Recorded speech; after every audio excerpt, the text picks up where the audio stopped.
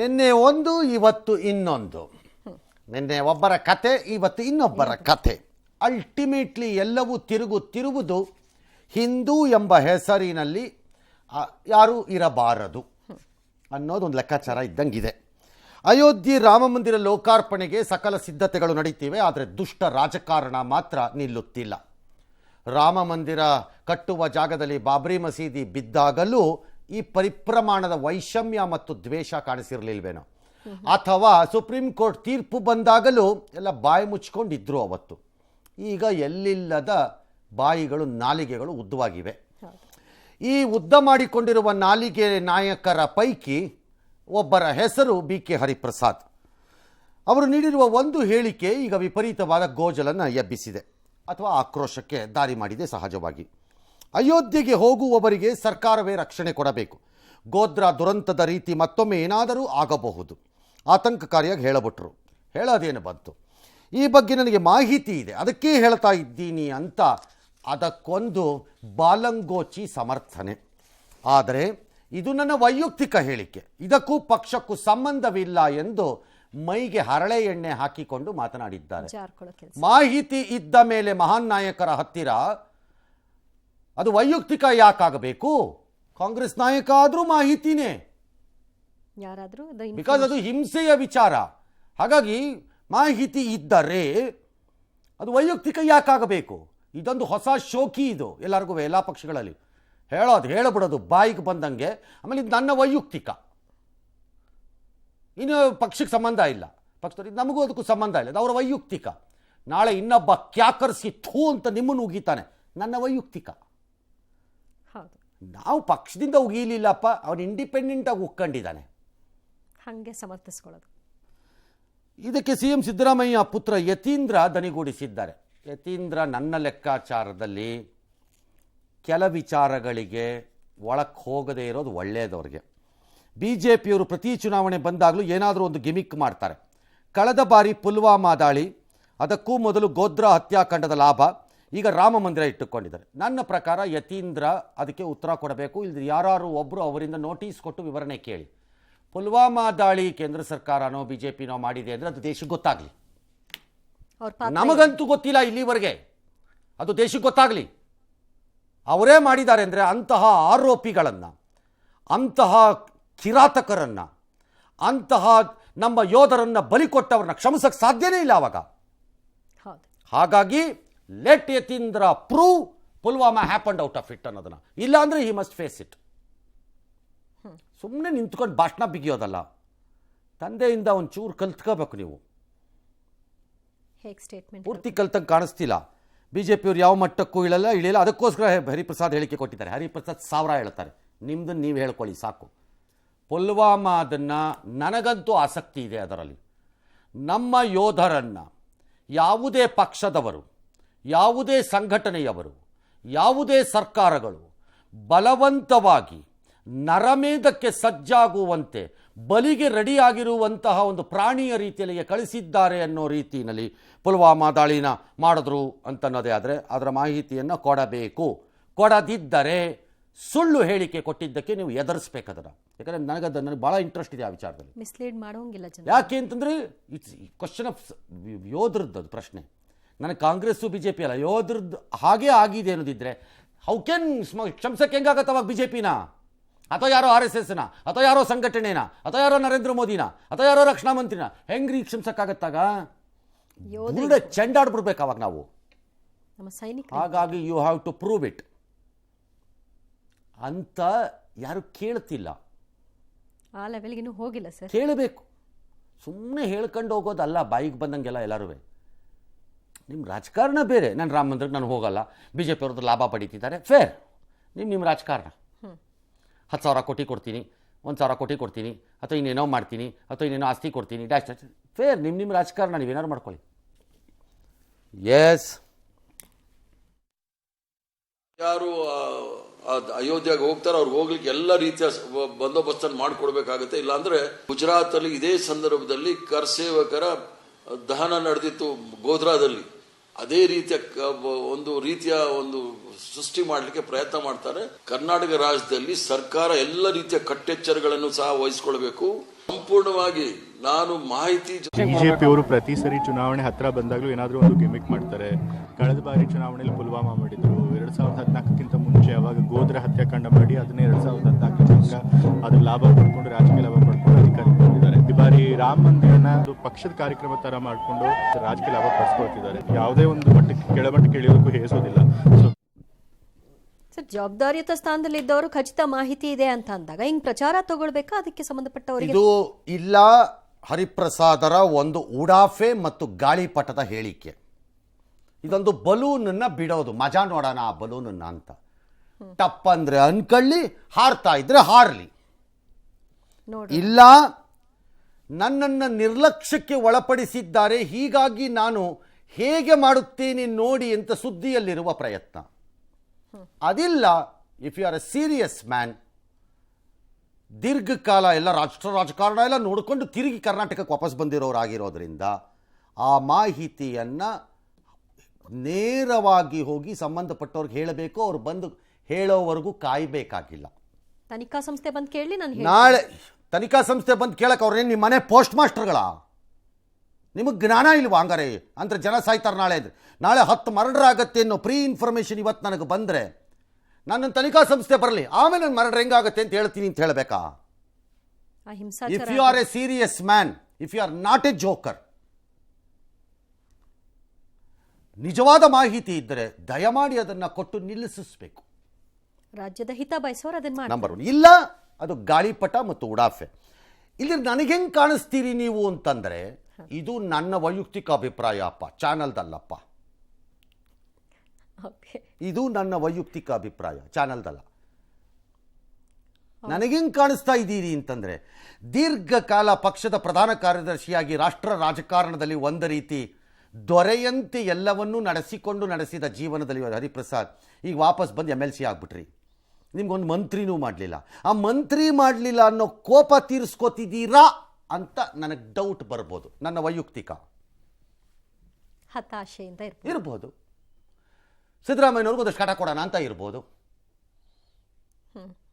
ಮುಜುಗರ ತರನ ಅಂತ ಇರ್ಬೋದು. ಇಲ್ಲಿ ನನಗಿನ್ನಾಗೋದೇನು ಬಾಕಿ ಇದೆ? ಎಂಡಿಗೆ ಬರ್ತಾ ಇದೆ ಪೊಲಿಟಿಕಲಿ ಹೆಚ್ಚು ಕಡಿಮೆ. ಅವ್ರು ಎಷ್ಟು ವರ್ಷ ಬೇಕಾದ್ರೂ ಇರ್ಬೋದು, ಅದು ಅವ್ರ ಇಷ್ಟ. ಅವ್ರ ಪಕ್ಷ ಅವ್ರನ್ನ ಎಷ್ಟು ವರ್ಷ ಬೇಕಾದ್ರೂ ಇಟ್ಕೋಬೋದು, ಅವ್ರಿಗೆ ಏನು ಬೇಕಾದ್ರೂ ಮಾಡ್ಬೋದು. ನನಗೇನು, ನಾನು ಕೊಡೋ ಕಟ ಕೊಡ್ತೀನಿ ಅಂತ ಇರಬಹುದು. ಅತೃಪ್ತ ನಾಯಕನ ಮಾತುಗಳು ಅಂತ ಹೇಳ್ಬೋದಾ? ಹಾಗಾದರೆ ವೈಯಕ್ತಿಕ ಚಾನಲ್ದಲ್ಲ. That is the problem. ಯಾರ ಹಾದಿ ಬೀದಿಲಿ ನಿಂತ್ಕೊಂಡು ಮಾತಾಡೋರ ಥರ ಮಾತಾಡಬೇಡಿ. ರಾಷ್ಟ್ರ ಮಟ್ಟದಲ್ಲಿ ಕೆಲಸ ಮಾಡಿ ಬಂದವರು ಸ್ವಲ್ಪ ಜವಾಬ್ದಾರಿ ಇಲ್ಲ. ಇದೇ ನನ್ನ ಹತ್ರ ಮಾಹಿತಿ. ಗ್ರೇಟ್ ಯು ಆರ್ ನನ್ನ ಪ್ರಕಾರದಲ್ಲಿ. ಆಗ Hariprasad is A very great man ಅವಾಗ. ಯಾಕೆಂದರೆ ನಾಳೆ ಅನ್ಯಾಯವಾಗಿ ಮಾರಣ ಹೋಮ ಆಗಬಹುದಾದ್ದನ್ನು ತಪ್ಪಿಸಿದವ್ರನ್ನ ನಾವು ಏನಂತ ಕರಿಬೇಕು? ಕರ್ನಾಟಕ ರತ್ನ ಅಂತ ಅವಾರ್ಡ್ ಕೊಡಬೇಕು ನನ್ನ ಪ್ರಕಾರದಲ್ಲಿ. ಆಗ ಮತ್ತೆ ಅದಿಲ್ಲದೆ ಅವ್ರು ಬರಲಿ ಉತ್ತರ ಕೊಡ್ತೀನಿ ಅನ್ನಕ್ಕೆ ಅವ್ರೇನು ನಿಮ್ಮ ಮನೆದು ಸ್ಟೆನೋಗ್ರಾಫರ್ಸ? What sort of a responsibility a leader is showing?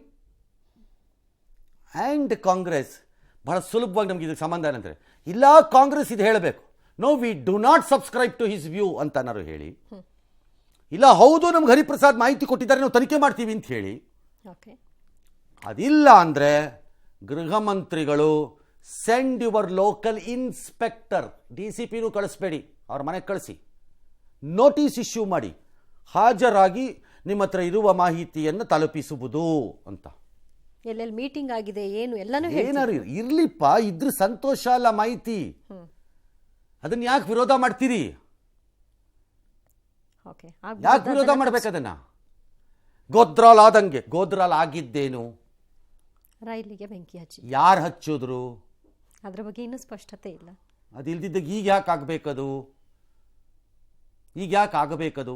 ಒಂದು ವೇಳೆ ಆಗದೇ ಇರುತ್ತೋ ಬಿಡುತ್ತೋ ಅದನ್ನು ಪ್ರಸ್ತಾಪ ಮಾಡಿ ಹೇಳ್ತಾ ಇದ್ರೆ, ಈಗ ನಾವು ಮಾತೆತ್ತಿದ ಹರಿಪ್ರಸಾದ್ ಇದ್ದಾರೆ ಸ್ಟೇಟ್ಮೆಂಟ್ ಬಂದ ಪಾಪ ಮಿನಿಸ್ಟ್ರೇ ಮಾಡಿಲ್ಲ ಅಂತ ಇದ್ರೆ ನಿಮಗೆ ಬೇಜಾರಾಗಲ್ವಾ?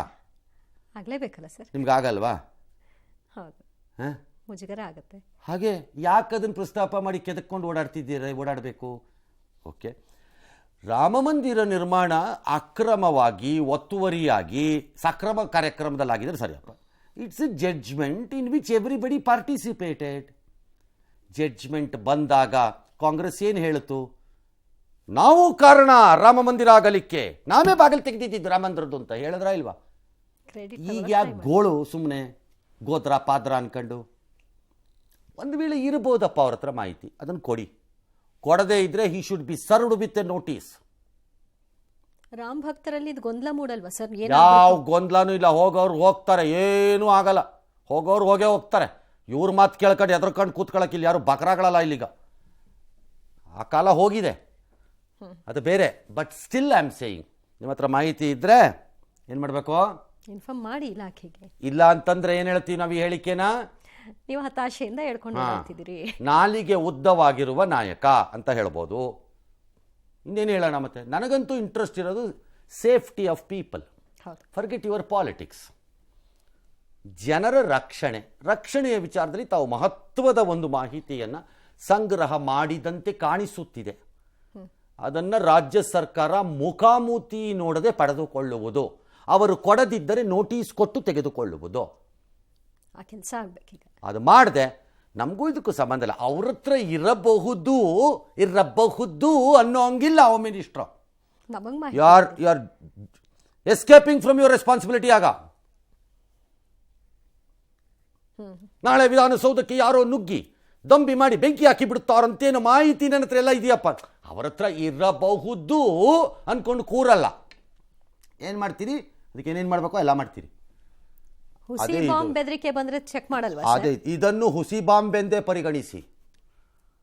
ಇವರ ಹೇಳಿಕೆಯನ್ನು ಬಹಳ ಒಳ್ಳೆ ಪದ ಅದು, ಹುಸಿ ಬಾಂಬ್ ಎಂದೇ ಪರಿಗಣಿಸಿ. ಚೆಕ್ ಆಗಿ ಅಷ್ಟೇ.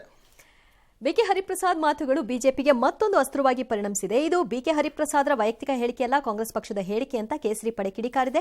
ಈ ಹೇಳಿಕೆಯಿಂದ ಏನೋ ಪಿತೂರು ಅಡಗಿದ್ದಂತೆ ಕಾಣಿಸ್ತಾ ಇದೆ. ಕೂಡಲೇ ಹರಿಪ್ರಸಾದ್ ಅವರನ್ನ ಬಂಧನ ಒಳಪಡಿಸಿ ವಿಚಾರಣೆ ನಡೆಸಬೇಕು ಅಂತ ಮಾಜಿ ಸಿಎಂ ಡಿವಿ ಸದಾನಂದ ಗೌಡರು ಹೇಳಿದ್ದಾರೆ. ಹಿಂದೂಗಳ ನರಮೇಧ ನಡೆಸಲು ಮುಸ್ಲಿಮರಿಗೆ ಪ್ರಚೋದನೆ ನೀಡುತ್ತಾ ಇದ್ದಾರೆ ಅಂತ ವಿಪಕ್ಷ ಉಪನಾಯಕ ಅರವಿಂದ್ ಬೆಲ್ಲದ್ ಗರಂ ಆಗಿದ್ದಾರೆ. ಇನ್ನು ಹಲವರು ಈ ವಿಚಾರವಾಗಿ ಮಾತನಾಡಿದ್ದಾರೆ. ಜೊತೆಗೆ ಗೃಹ ಸಚಿವರು ಮಾತ್ರ ನಮ್ಮ ಇಲಾಖೆಯಲ್ಲಿ ಆ ಮಾಹಿತಿ ಇಲ್ಲ, ಅವರಿಗೆ ಗೊತ್ತಿರಬಹುದು ಅಂತ ಹೇಳ್ಕೊಳ್ಳೋ ಮೂಲಕ ಜಾರಿಕೊಳ್ಳುವಂತಹ ಪ್ರಯತ್ನ ಮಾಡಿದ್ದಾರೆ.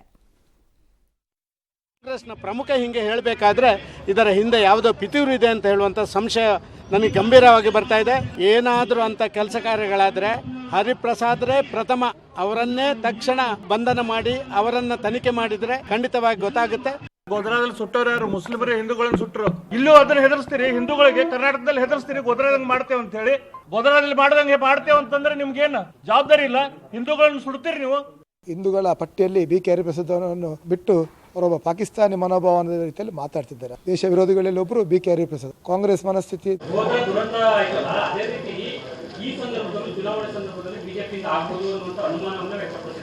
ಯಾರು ಅನುಮಾನಗಳು ತಾನೆ ಸರ್, ಅನುಮಾನಗಳಿಗೆಲ್ಲ ಉತ್ತರ ಕೊಡಲ್ಲ. ಊಹೆಗಳಿಗೆ ಅನುಮಾನಗಳಿಗೆ ಉತ್ತರ ಇಲ್ಲ. ನಮ್ಮ ಕರ್ನಾಟಕ ರಾಜ್ಯದಲ್ಲಿ ಯಾವುದಕ್ಕೂ ಅವಕಾಶ ನಾವು ಕೊಡುವುದಿಲ್ಲ. ಹರಿಪ್ರಸಾದ್ ಅವ್ರಿಗೆ ಏನು ಮಾಹಿತಿ ಇದೆಯೋ ನಾವು ತಿಳಿತೇವೆ. ಆ ರೀತಿ ಮಾಹಿತಿ ಯಾವುದು ನಮ್ಗೆ ಗೊತ್ತಿಲ್ಲ, ಅವ್ರಿಗೇನಾದ್ರೂ ಗೊತ್ತಿರ್ಬೋದು, ಅವರು ಹೇಳಿದ್ದಾರೆ. ನಮ್ಮ ಇಲಾಖೆಯ ಮಾಹಿತಿಯಲ್ಲಿ ಆಗಲ್ಲ ಆಗಲ್ಲ ಆಗಲ್ಲ ಇಲಾಖೆಯಲ್ಲಿ ಮಾಹಿತಿ ಆಗಲ್ಲ. Home minister, deputy chief minister, CM 3 ಜನ ನೀವು ಈ ಉತ್ತರವನ್ನು ಕೊಡಲು ಬರಲ್ಲ. ಒಂದು ವೇಳೆ ಟಚ್ ವುಡ್, ಭಗವಂತ ನಮ್ಮನ್ನು ಕಾಪಾಡಲಿ, ಎಲ್ಲರ ಭಗವಂತನೂ ನಮ್ಮನ್ನು ಕಾಪಾಡಲಿ, ಅಮಾಯಕರ ಯಾರಿಗೂ ಏನೂ ಆಗದಿರಲಿ. ಒಂದು ವೇಳೆ ಆದರೆ ಆಗ ಹೇಳಿದ ಮೇಲೂ ಕ್ರಮ ತೆಗೆದುಕೊಳ್ಳೋದಕ್ಕೆ ನೀವು ಮೂವರು ರೆಸ್ಪಾನ್ಸಿಬಲ್ ಆಗ. ಮೂವರು ರೆಸ್ಪಾನ್ಸಿಬಲ್ ಆಗ. The home minister will have to resign and get out. ಆಗಲ್ಲ, ನನಗೂ ಗೊತ್ತಿದೆ. ಆದರೆ ಹಾಗಾಗಿ ಜಾರ್ಕೊಂಡು ಇಲಾಖೆಯಲ್ಲಿ ಮಾಹಿತಿ, ನಿಮ್ಮ ಇಲಾಖೆ ಸತ್ತೋಗಿದೆ, ನಿಮ್ಮ ಇಲಾಖೆಯಲ್ಲಿ ಮಾಹಿತಿ ಇಲ್ಲ, ನಿಮ್ಮ ಇಲಾಖೆ ಯೂಸ್ಲೆಸ್ಸು, ಬ್ರೈನೇ ಇಲ್ಲ ಯಾವನಿಗೂ, ಅಲ್ಲಿ ಇಂಟೆಲಿಜೆನ್ಸೇ ಇಲ್ಲ, ಸತ್ತೋಯ್ತದು. ಇವ್ರ ಹತ್ರ ಇಂಟೆಲಿಜೆನ್ಸ್ ಇದೆ, ತಗೊಳ್ಳಿ, ತಗೋಬೇಕು. ಯಾಕೆ ನೆಗ್ಲೆಕ್ಟ್ ಮಾಡಬೇಕು? ಅದ್ರ ಕ್ವಾಲಿಟಿ ಏನು ಆಮೇಲೆ ನೋಡೋಣ. ಕಳ್ಳೆಕಾಯಿ ಬಿಚ್ಚಿದ್ರೆ ಎಲ್ಲ ಕಾಳು ಚೆನ್ನಾಗಿರಬೇಕು ಅಂತ ಏನು ಇಲ್ವಲ್ಲ, ಕೆಲವು ಹಾಳಾದ ಕಾಯಿ ಇರುತ್ತೆ. ಹಾಗೆ ಈ ಕಾಯು ಬಿಚ್ಚೋಣ, ಒಳಗಡೆ ಇರೋ ಕಾಳೇನು ನೋಡೋಣ.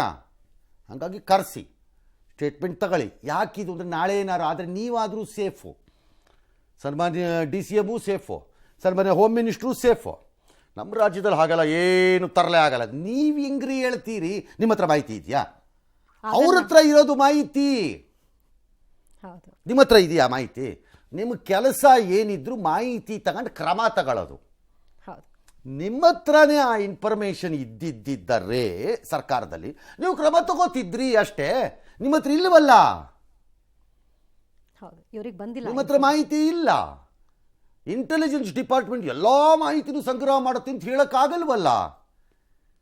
ಹಾಗಾಗಿ Hariprasad looks like a super intelligent ಪತ್ತೆದಾರ ಇದ್ದಂಗಿದ್ದಾರೆ.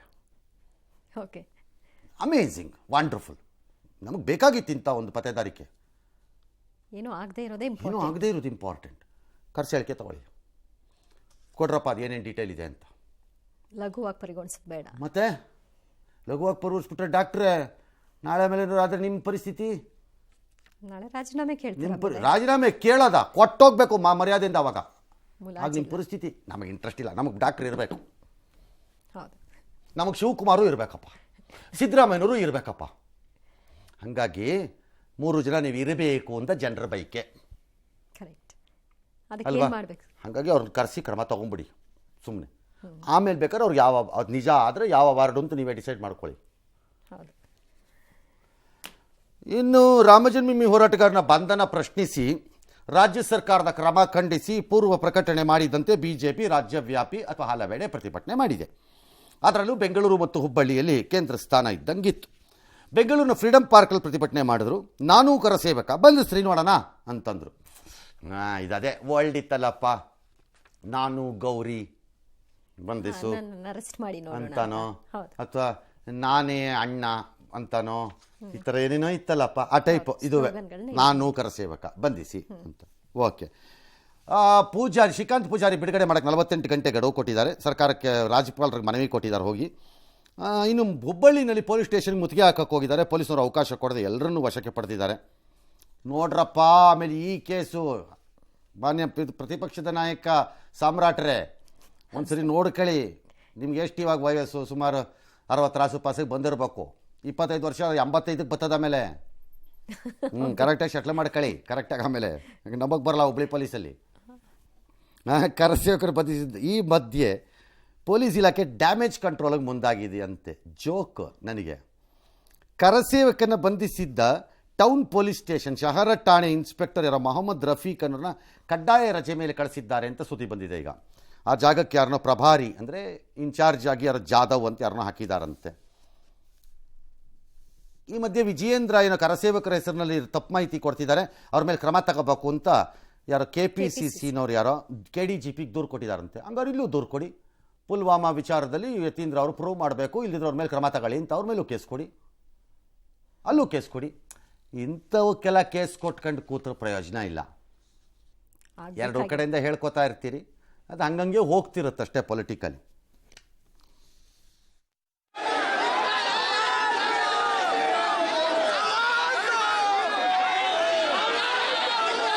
ರಾಮ ಭಕ್ತನ್ನ ಏನಂದ್ರೆ ಅಪರಾಧಿ. ನೀನು ರಾಮ ಭಕ್ತ ಅಂದ್ರೆ ಅಪರಾಧಿ ಕಾಂಗ್ರೆಸ್ ಅವ್ರ ಲೆಕ್ಕದಲ್ಲಿ. ನೀನ್ ಭಯೋತ್ಪಾದಕ ಅಂದ್ರೆ ನಮ್ಮ ಬ್ರದರ್. ಇದು ಕಾಂಗ್ರೆಸ್ ಅವರು. ಹಳೆ ಹುಬ್ಳಿ ಪ್ಲೇಸರ್ನಲ್ಲಿ ಕಮಿಷನರ್ ಕಾರನ್ನ ತುಳಿದಾಕದ್ರಲ್ಲ, KJಹಳ್ಳಿ DJಹಳ್ಳಿಯಲ್ಲಿ ಠಾಣೆನೆಲ್ಲ ನುಗ್ಗಿದ್ರಲ್ಲ, ಯಾಕೆ ಅರೆಸ್ಟ್ ಮಾಡಲಿಲ್ಲ? ಅದು ಅದನ್ನ ಲ್ಯಾಂಡ್ ಪೆಂಡಿಂಗ್ ಕೇಸ್ ಅಲ್ಲ. ಅದು ಯಾರೇ ಬರ್ಲಿ ಹುಬ್ಳಿಗೆ ಈ ಮನುಷ್ಯ ಕಾಯಂ.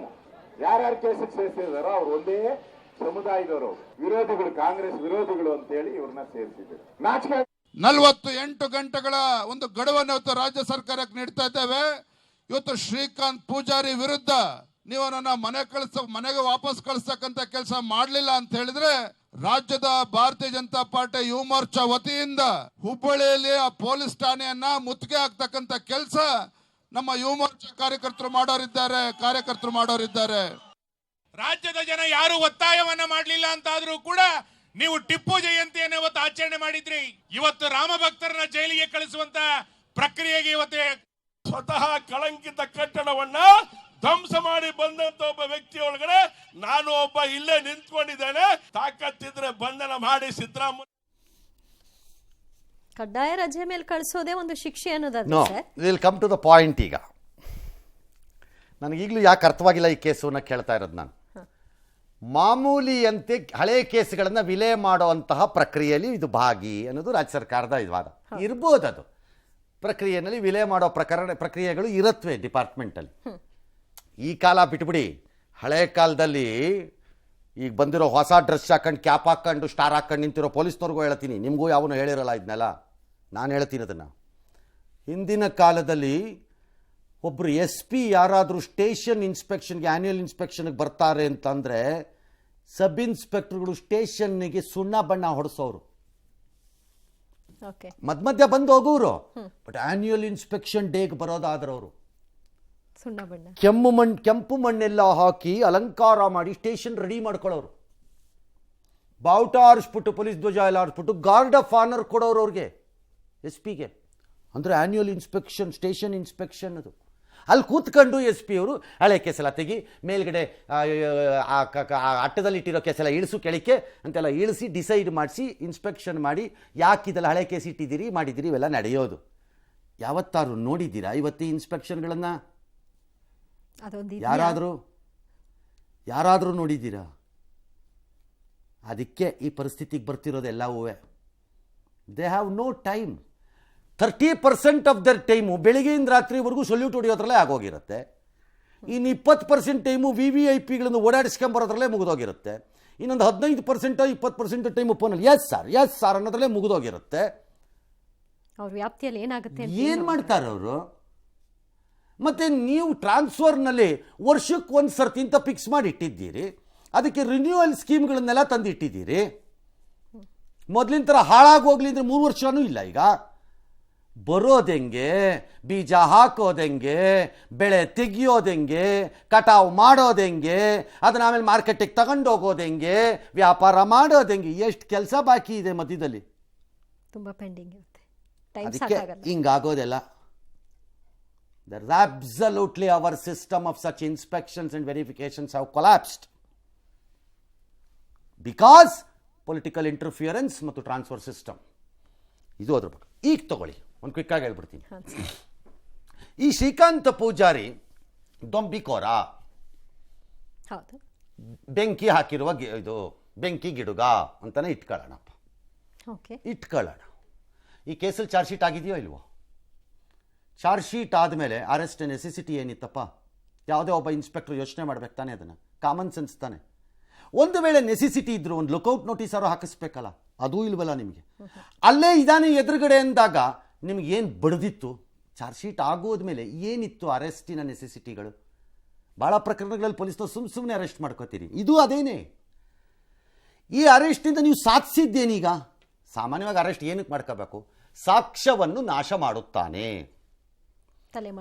ಮಾಡಿರುವ ಅಪರಾಧಕ್ಕೆ ಸಂಬಂಧಿಸಿದ ಅಸ್ತ್ರಪಸ್ತ್ರಗಳನ್ನು ಮರೆಮಾಚಿ ಬಿಡುತ್ತಾನೆ, ಅಥವಾ ರಿಕವರಿ ಮಾಡ್ಕೋಬೇಕು, ಅಥವಾ ಈ ಅಪರಾಧ ಮಾಡಿದ ಮೇಲೆ ತಲೆಮರೆಸಿಕೊಂಡು ಕೈಗೆ ಸಿಗದಂತೆ ಓಡಿಬಿಡಬಹುದು, ಅಥವಾ ಈ ಅಪರಾಧಕ್ಕೆ ಸಂಬಂಧಪಟ್ಟಂತೆ ಇವನನ್ನು ಬಂಧಿಸದೆ ಹೋದರೆ ಇನ್ನಷ್ಟು ಅಪರಾಧಗಳನ್ನು ಮಾಡುತ್ತಾನೆ.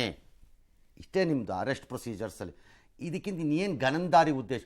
32 ವರ್ಷ ಆದಮೇಲೆ ನಿಮ್ಮ ಮುಂದೆ ಧಿಮ್ರಂಗ ಅಂತ ಓಡಾಡ್ಕೊಂಡಿದ್ದಂಥ ಶ್ರೀಕಾಂತ್ ಪೂಜಾರಿಗೆ ಹೋಗಿ ಅರೆಸ್ಟ್ ಮಾಡ್ಕೊಂಡು ಕರ್ಕೊಂಬಂದು ಸಾಧಿಸಿದ್ದೀನಿ ಹೇಳ್ರಪ್ಪ ಯಾರು ಒಬ್ಬರು. You should have been summon to the court and procedure ಮುಂದಕ್ಕೆ ತೊಗೊಂಡು ಹೋಗ್ಬೋದಿತ್ತಲ್ಲ. The inspector looks like has overacted ಅಷ್ಟೇ. ಅತ್ಯುತ್ಸಾಹಿಯ ರೀತಿ, ಇಲ್ಲ ಕೇಸ್ಗಳನ್ನು ಬೇಗ ನಾನು ವಿಲೇ ಮಾಡಿಬಿಡ್ತೀನಿ ಹೆಂಗೆ SP ಸಾಹೇಬ್ರ ಮುಂದೆ ಅಂತಾನೋ, ಅಥವಾ SP ನೋ ಇನ್ಯಾರೋ ನಾನು ಮಾಡೋ ಕಾರ್ಯದಿಂದ ಸಂತೋಷ ಪಡ್ಬಿಡಬಹುದು ಅಂತಾನೋ, ಅಥವಾ ಸಿಂಪಲ್ ಸರಳವಾದ ಉಡಾಫೇನೋ ಮಾಡಿರೋದಷ್ಟೇ. ಇಲ್ಲಿದ್ರೆ common sense should have easily taught them. ಇದು ಒಂದು ದಾರಿ ತೋರಿಸ್ಬೋದಾಗಿತ್ತು ಇದಕ್ಕೆ. ಹೇಳೋರು ಕೇಳೋರು ಎಲ್ಲ. ಈಗ ಕಮಿಷನರು ಅವ್ರನ್ನ ರಜೆ ಮೇಲೆ ಕಳಿಸಿದ್ದೀನಿ ಅಂತ ನೀವು ಹೇಳ್ತಾ ಇದ್ದೀರಿ.